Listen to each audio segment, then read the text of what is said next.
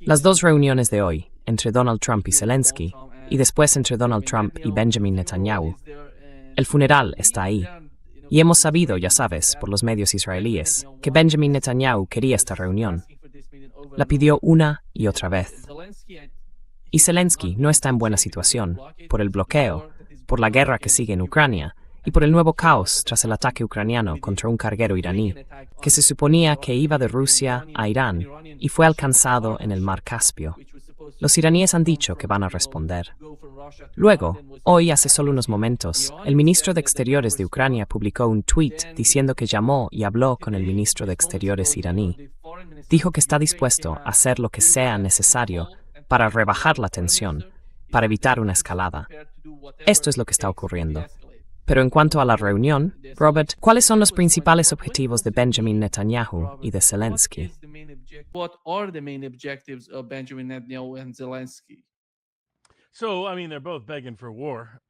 Así que, quiero decir, los dos están pidiendo guerra y más guerra, de una forma u otra.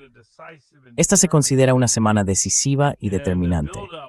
Durante los preparativos de la semana pasada, el presidente celebró un acto en Bedminster, justo antes de la final del Mundial, en su club de campo, en su club de Nueva Jersey. Richard Baris, un encuestador muy respetado dentro del entorno de Trump, fue invitado a un evento de etiqueta y presionó al presidente, a su personal y a su equipo, diciéndoles que realmente necesitaba salir de Irán, que se enfrentaban a graves problemas políticos en otoño si no salía rápidamente de Irán. Además, recomendó lo siguiente. Dijo que cada vez que tuviera la oportunidad, aprovechara la próxima reunión con Bibi para darle una buena reprimenda delante de todo el mundo.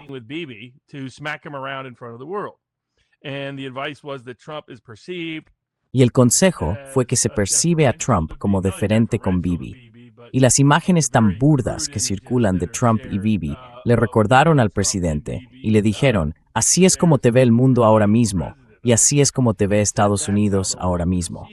Y tienes que darle la vuelta a eso. Así que úsalo. Personas como Elbridge Colby, subsecretario de Defensa, junto con el vicepresidente Vance, incluso estaban planteando propuestas políticas concretas. Por ejemplo, aconsejar hoy a Bibi Netanyahu, cuando esté aquí, que se retire del Líbano, se retire de Siria y se retire de Gaza, y que permita que el acuerdo de paz para Gaza avance de alguna forma significativa, sin una presencia israelí constante ni vulneraciones de ese alto el fuego.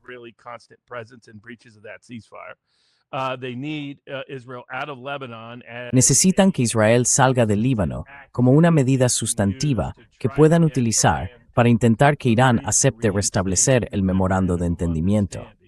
Y saben que necesitan que Israel salga de Siria para satisfacer a Erdogan, que está muy descontento con su presencia allí debido a la suya. De lo contrario, están llevando una guerra entre Turquía e Israel, que es precisamente por lo que Bibi Netanyahu estaba haciendo presión al presidente la última vez que fue, en febrero. Así que eso es lo que quería ese bando, el bando pragmático, el bando realista, geopolítico, el bando que entiende la política y la economía. Todos favorecían esa estrategia. Luego está el lobby israelí.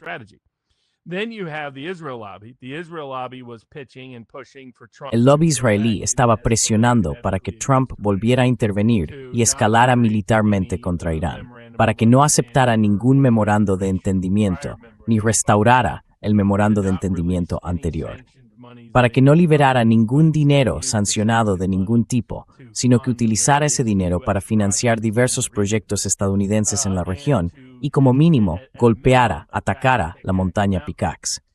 Eso era lo que se defendía públicamente. En privado, se planteaba otra oleada de ataques de decapitación contra el régimen iraní, bajo la ilusión de que la población iraní es mucho más pragmática y quiere una salida al conflicto.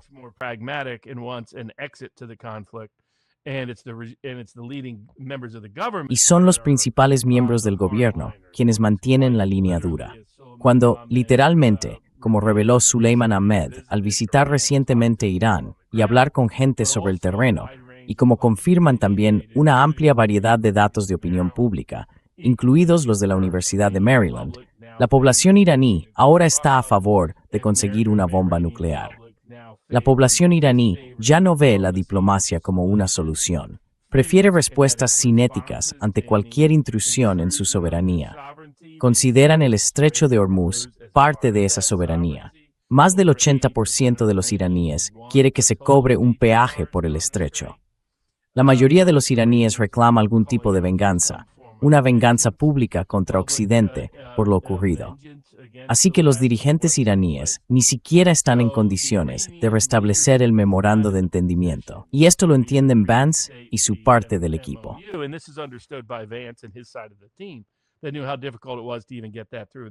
Sabían lo difícil que era siquiera sacar eso adelante por el endurecimiento de la opinión pública iraní.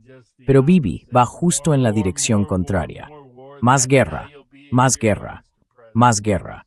Así es como será usted un héroe, señor presidente. El propio Trump lo reconoció hoy, hablando con Fox. Tienes a Bibi aquí haciendo campaña para que yo vuelva. Así que ya saben, el secreto ya ha salido a la luz, por si alguien tenía alguna duda. Y Zelensky está haciendo lo mismo. ¿Y qué pasó con el ataque ucraniano al buque iraní? Pues tiene las huellas forenses de la CIA por todas partes.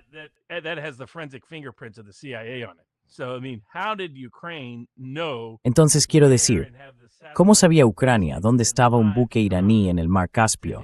¿Y cómo tuvo la logística satelital en tiempo real para atacarlo? Pues por la CIA. Y para que se hagan una idea de lo locos que están esta gente, diversos tipos de apparatchik de la CIA, la gente del Estado Profundo, o la etiqueta que quieran ponerles, personas que se mueven en torno a las ciudadelas de poder del complejo militar industrial y del aparato de inteligencia y militar, tanto de Europa como de Estados Unidos, pero especialmente de Estados Unidos, quieren actualmente llevar al Líbano a una guerra civil con Hezbollah, con el decapitador sirio involucrado en una guerra entre Israel, Turquía y el Líbano, los tres a la vez.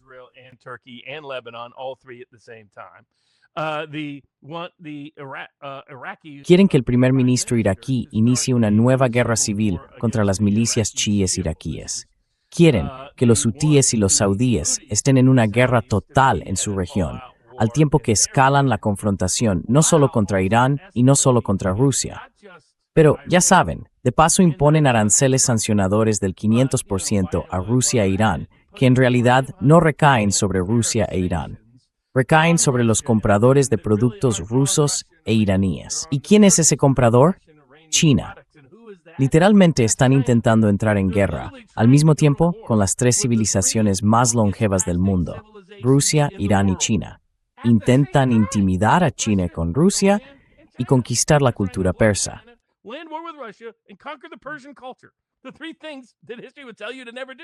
Las tres cosas que la historia te diría que jamás hagas.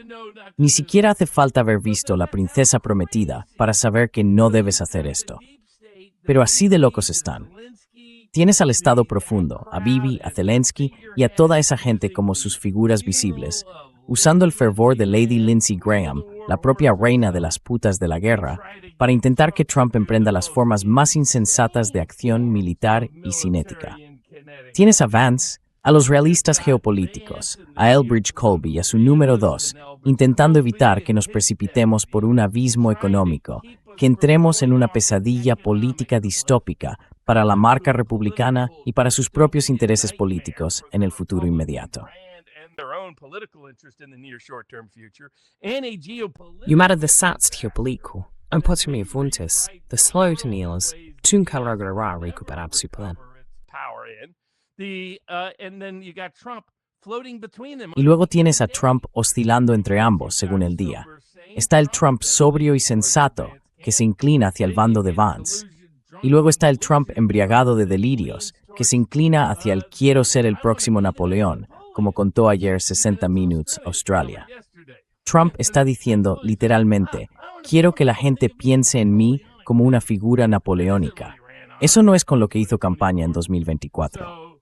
Así que, al mismo tiempo, nos movemos al borde de la utopía o de la distopía, y el rey Lear está en medio tomando la decisión.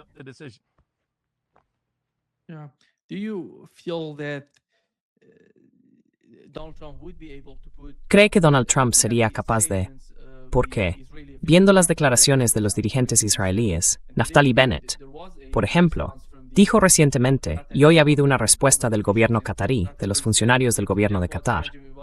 Han dicho que condenan lo que Naftali Bennett afirmó sobre ellos, porque dijo que el gobierno de Qatar tiene responsabilidad en la masacre del 7 de octubre. Dijo, y le cito, Qatar financió el 7 de octubre. Sigue acogiendo y dando refugio en Doha a los líderes de la organización terrorista hasta el día de hoy. Está hablando de que apoyan a Hamas. Formaron parte de la financiación. Apoyaron ese ataque contra Israel. Están apoyando a la Guardia Revolucionaria iraní en Irán. Él tiene información al respecto. Y dijo que si es elegido próximo primer ministro de Israel, anunciará que Qatar es el principal enemigo, uno de los principales enemigos de Israel.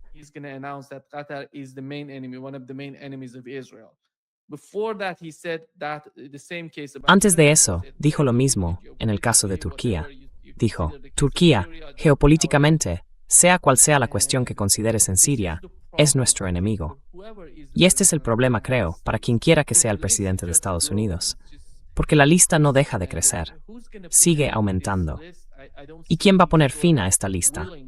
Hoy no veo ningún tipo de disposición dentro de la administración Trump, ni en el propio Donald Trump, porque ayer supimos que iba a obligar a Benjamin Netanyahu a retirarse de Siria, del Líbano y de Gaza. Hoy hemos sabido, por el Canal 12 de Israel, que Donald Trump no pide nada respecto a la retirada israelí de todos estos países. ¿Cómo entiende usted las dificultades entre Estados Unidos e Israel a medida que pasa el tiempo?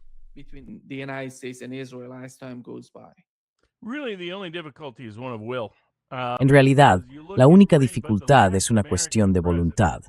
Porque si miras al último presidente estadounidense que contuvo a Israel y le prohibió e impidió arrastrar a Estados Unidos a un conflicto desastroso, fue Ronald Reagan.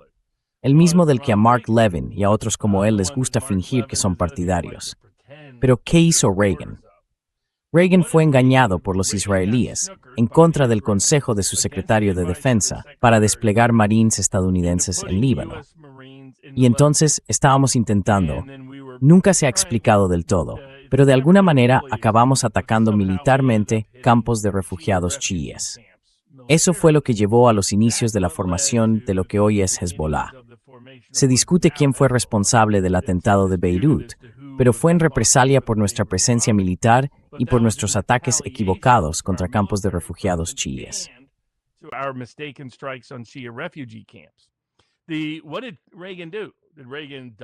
¿Qué hizo Reagan? Reagan redobló la apuesta, Reagan escaló el conflicto, envió a todo el mundo, bombardeó a todo el mundo hasta hacerlo desaparecer, buscó algún puente o central eléctrica en algún sitio para atacar, fingió tener armas nucleares. No. ¿Qué hizo? Nos sacó de allí inmediatamente. Dijo, nos vamos, no vamos a volver a entrar. Fin de la historia. Pero no se quedó ahí.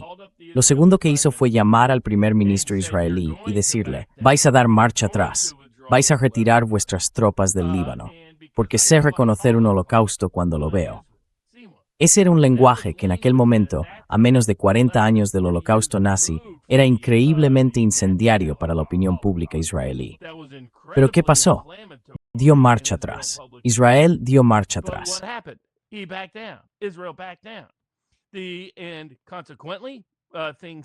Y como consecuencia, las cosas se estabilizaron y se protegieron los intereses políticos de Estados Unidos. Desde entonces, ningún presidente estadounidense ha estado dispuesto, ha tenido interés o ha sido capaz de hacerlo. Pero ahora es mejor momento que nunca, porque uno de los datos de las encuestas que Richard Baris, de People's Pundit Daily, compartió con el equipo del presidente y que les llevó a reconsiderarlo, a empezar el proceso de reconsiderar y restablecer el memorando de entendimiento, en vez de actuar militarmente y escalar el conflicto, es el hecho de que Israel es ahora un paria político en Estados Unidos. Se ha convertido en un paria político prácticamente en todas partes del mundo que importan, especialmente desde su reacción al 7 de octubre. Y ya sabes, entiendo que la campaña de Bennett es Bibi sin el lastre. Es a step met smaltamening you it's too bad, un rol primero.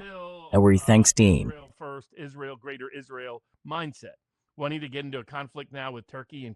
Quieren meterse ahora en un conflicto con Turquía y Qatar. Quiero decir, esto es una locura. Turquía y Qatar es una locura. pero te muestra cuál es su mentalidad. Por supuesto, pueden ver el documental Los Archivos de Bibi para entender exactamente por qué el dinero iba de Qatar a Hamas. No venía de Irán, como se ha alegado durante mucho tiempo, para Hamas y el 7 de octubre. Y tampoco venía voluntariamente de Qatar. Venía por orden y decisión de Israel, porque pensaban que era una gran manera de dividir Gaza y Cisjordania, geográfica y políticamente, y así dividir la causa palestina. Y lo que hicieron fue permitirles llevar a cabo el 7 de octubre, aunque yo sigo sospechando, como por cierto también sospechaba el propio Trump.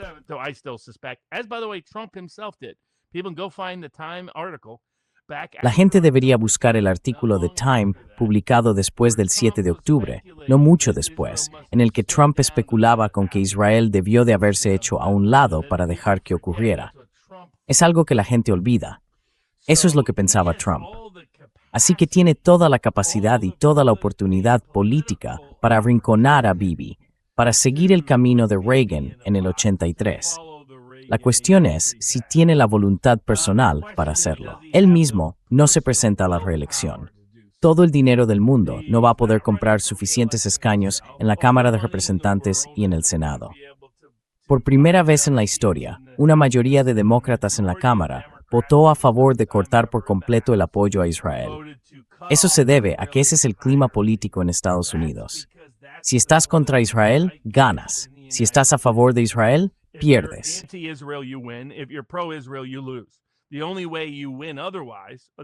La única forma de ganar, si no, la única forma de que gane AIPAC, es disfrazar aquello por lo que hacen campaña, ocultar y mentir sobre aquello por lo que hacen campaña, crear grupos pantalla y fingir que defienden una organización alimentaria, una organización de libertades civiles o una organización relacionada con la inmigración, cuando en realidad están promoviendo a personas pro-israelíes y atacando a quienes se oponen a Israel. Pero cuando Israel está en la papeleta, Israel pierde y sigue perdiendo, perdiendo, perdiendo y perdiendo. Así que el presidente tiene todo el poder del mundo. La ventana de oportunidad no podría estar más abierta que ahora mismo para repetir lo de Reagan en el 83, para repetir lo que Kennedy intentaba hacer en 1962, cuando estaba muy molesto porque Israel trataba de desarrollar armas nucleares. Hasta cierto punto, se puede decir que Carter tocara a Corten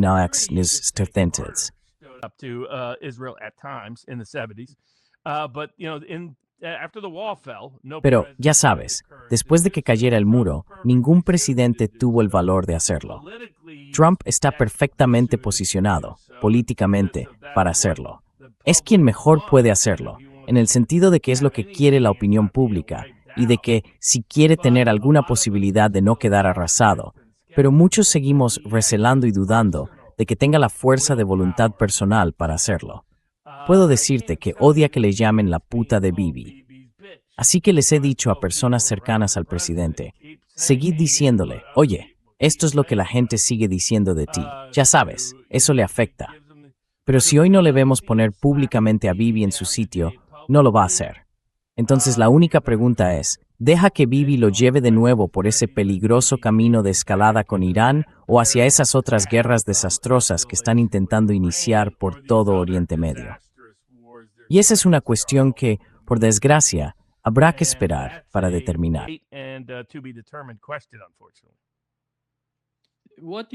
¿Cómo interpreta el silencio o la pausa que se está produciendo entre Irán y Estados Unidos?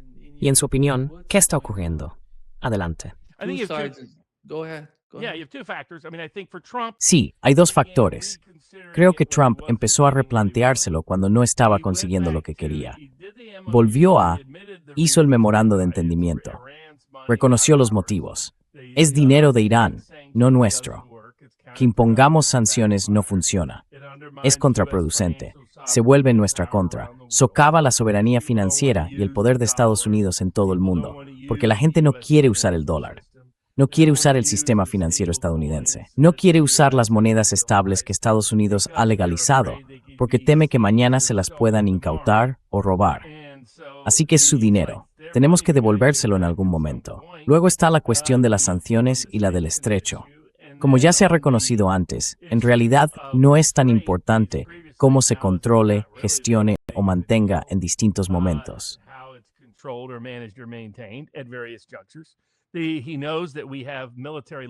Él sabe que tenemos limitaciones militares sobre lo que podemos hacer en cuanto a nuestras reservas de armamento y a la capacidad básicamente de librar una guerra contra Irán desde la distancia. No tenemos los efectivos necesarios para invadir Irán o conquistar Irán. Ni siquiera tenemos la potencia militar para dominar constantemente el espacio aéreo, como Trump finge que podemos hacer. La última vez que lo intentamos, tuvimos que llevar a cabo una misión de rescate de emergencia, porque un coronel cayó detrás de las líneas. Y Trump entró en pánico de tal manera durante esas 48 horas que tuvieron que echarlo de la sala de situación. Así que, en el plano ofensivo, lo único que podemos hacer es usar municiones a distancia. Y en el plano defensivo, lo único que realmente podemos hacer, porque no hemos sido capaces de eliminar su capacidad para fabricar o lanzar drones, the Brosworth to sell.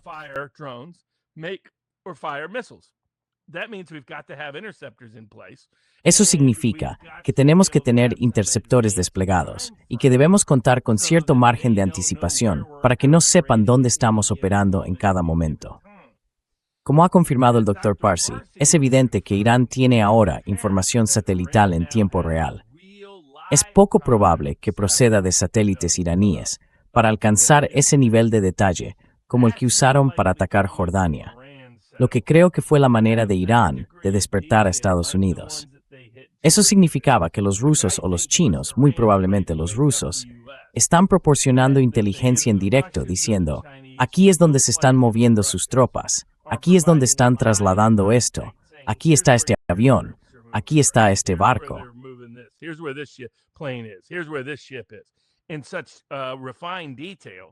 Con un nivel de detalle tan sofisticado que ahora los misiles iraníes, que al parecer también cuentan con tecnología mejorada, con tecnología china incorporada, tienen una precisión extrema en tiempo real, no solo respecto a la ubicación.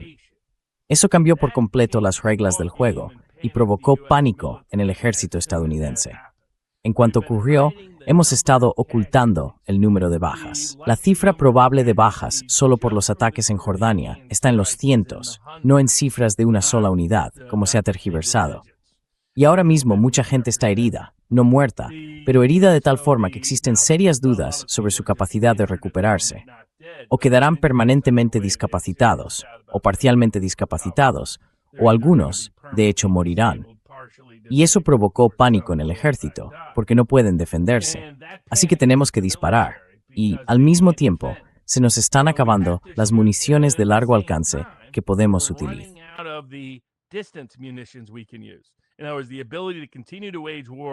En otras palabras, la capacidad de seguir haciendo la guerra contra Irán sin sobrevolar territorio iraní o sin utilizar uno de los B-1, B-2 o B-52 que pueden volar a gran altitud y que cuentan con un repertorio limitado de municiones que pueden emplear con eficacia.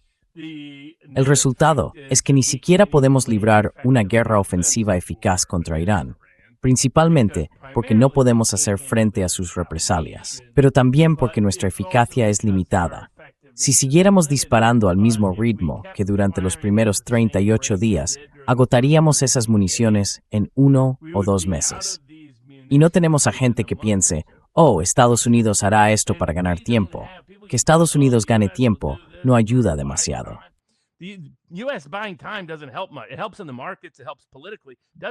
Ayuda a los mercados, ayuda políticamente. Militarmente no ayuda, porque tenemos dos problemas con nuestra cadena de suministro. Primero, está muy impulsada por la tecnología. No es como Irán, ni como Rusia, ni como China. Estados Unidos, al igual que la Unión Europea, tiene un complejo militar industrial privado. Eso no ocurre realmente en China, Irán y Rusia. La consecuencia es que ellos pueden desarrollar armas que de verdad tienen sentido. Pueden desarrollarlas a gran escala. Pueden desarrollarlas rápido. No cuando tienes un complejo militar industrial con su propio afán de lucro privado de por medio. Al final crean armas que no necesitas. No pueden hacerlo rápido. Tenemos especialmente la versión regulada y burocratizada del capitalismo de mercado que tienen Europa y Estados Unidos.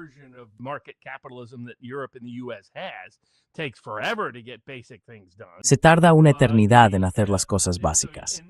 Y las armas que solemos fabricar, no solo no puedes producirlas con rapidez ni a gran escala, sino que dependes de otros para conseguir componentes esenciales de esas armas. Eso no ocurre en China, no ocurre en Irán, no ocurre en Rusia. Si uno no lo tiene alguno de los otros. Y trabajando juntos, nosotros dependemos de las tierras raras chinas para todos los aspectos clave de estas armas de alta tecnología. Nos encantan las armas de alta tecnología que en su mayoría fracasaron en Ucrania. Si llevas 4 años viendo eso, ha sido básicamente como un largo anuncio contra el complejo militar industrial estadounidense. ¿Quieres esa arma?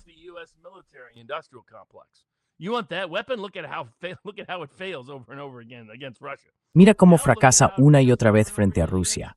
Ahora mira cómo fracasa una y otra vez frente a Irán. ¿Que por qué? Por una décima de céntimo puede tener una defensa militar más eficaz que la nuestra.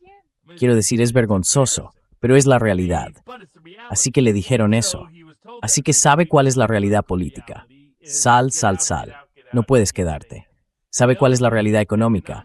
Estamos llegando justo al borde inicial de nuestras reservas estratégicas de petróleo. Tides en minio. La capacidad de halwis bei pormen pro ma. Malsen de crack in novendrel.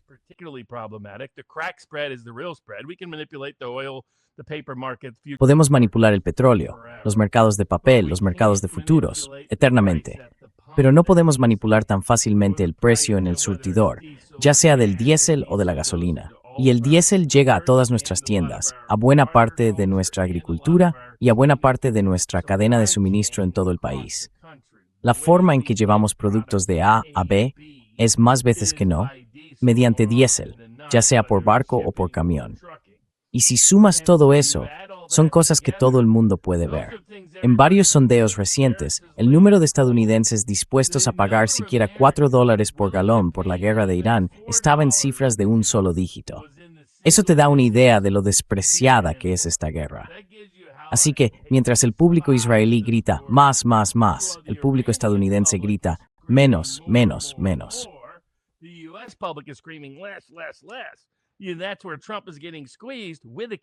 Ahí es donde Trump está cada vez más presionado, con una limitación cinética y una limitación económica que se producen al mismo tiempo, a medida que nos acercamos cada vez más a ese precipicio.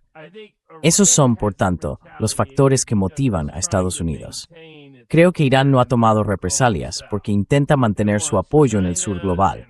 Quiere mantener de su lado a China, a Rusia y al sur global, porque ellos también están sufriendo mucho por esto, especialmente en la agricultura, pero también en términos de combustible. El sur global es la principal base de clientes de China para gran parte de su economía exportadora en este momento, y la base geopolítica de la que dependen tanto China como Rusia en la opinión pública mundial.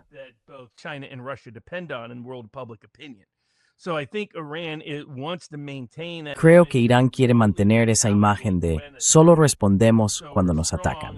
Somos fuertes, tenemos un efecto disuasorio real, vamos a controlar el estrecho y a plantearnos desarrollar nuestra capacidad nuclear como mecanismo de disuasión.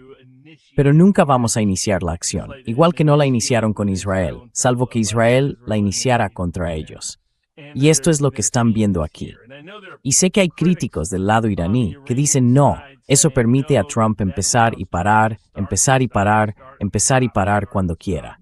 Pero desde la perspectiva iraní, si están controlando el estrecho, realmente es Trump quien está marcando el ritmo de este conflicto.